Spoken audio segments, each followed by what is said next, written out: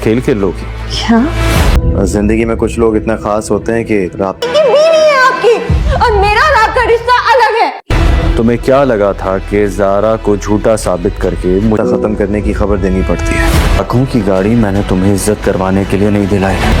आहत को मेरे सामने लाकर मुझे नीचा दिखा दोगी जितना तुम मुझे टीस कर रही हो।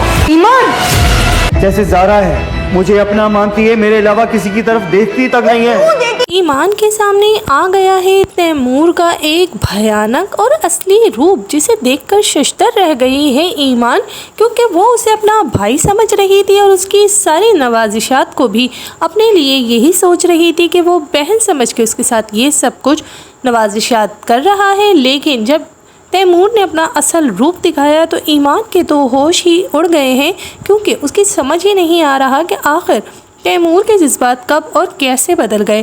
तैमूर जो कि उसे ये सब बातें तानों की सूरत में बता रहा है कि आखिर उसने ये सब कुछ क्यों किया था और उसकी फीलिंग्स किस कदर बदल चुकी हैं। और ऐसे में ही जब दोनों अपनी बातों को क्लियर कर रहे होते हैं तब वहीं पर ज़ारा, बड़ी अम्मी और सब आ जाते हैं, और जो कि ईमान को ही गलत समझते हैं। और जब बड़ी अम्मी को ये लगता है कि उनका बेटा सबकी नज़रों में गिर जाएगा तो उन्होंने भी फ़ौरन ही ईमान को सबके सामने जलील करने की कोशिश कर ली है। और ऐसे में ईमान जो कि गैर लड़की है सबकी नज़रों में बहुत ही आसानी से गिर जाएगी। बिलाल जो कि बार बार ईमान को समझा रहा था कि ईमान को इन सब से दूर रहना चाहिए और अपने हद में रहना चाहिए, लेकिन ईमान कुछ ज़्यादा ही अपनापन और भरोसा कर गई इन लोगों पर, जिसकी चोट ईमान को ऐसी लगी है कि अब सारी ज़िंदगी ईमान इससे उभर नहीं पाएगी।